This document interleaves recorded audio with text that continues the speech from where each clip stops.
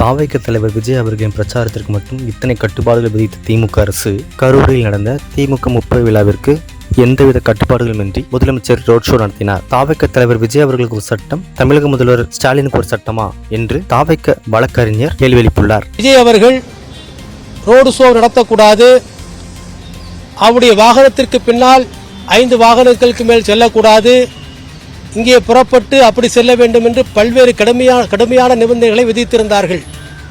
ஆனால் கடந்த வாரம் தமிழக முதல்வர் கிருஷ்ணகிரிக்கு சென்ற பொழுது அவருக்கு எந்தவிதமான நிபந்தனை விதிக்காமல் அவர் சாலையிலே அமர்ந்து ரோடு ஷோ நடத்தினார்.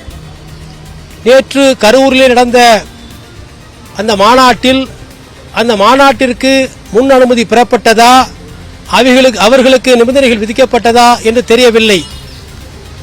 ஆளுங்கட்சி சார்பில் தமிழகம் முழுவதும் நடத்தப்படக்கூடிய நிகழ்ச்சிகள் அனைத்தும் எந்தவிதமான அனுமதியும் இல்லாமல் அவர்களாகவே நடத்துகிறார்கள்.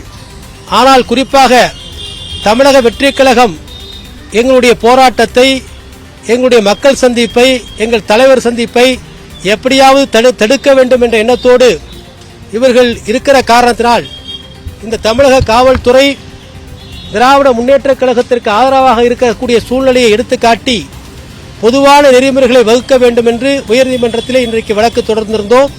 இந்த வழக்கு நீதியரசர் சதீஷ்குமார் அவர்களுக்கு முன்னால் விசாரணைக்கு வந்தது. தமிழக அரசு பாரபட்சம் காட்டக்கூடாது, அனைவருக்கும் உரிய, அனைத்து கட்சிக்கும் உரிய நெறிமுறைகளை இன்றைக்கு அவர்கள் மனு கொடுத்திலிருந்து பரிசீலனை செய்ய வேண்டும்.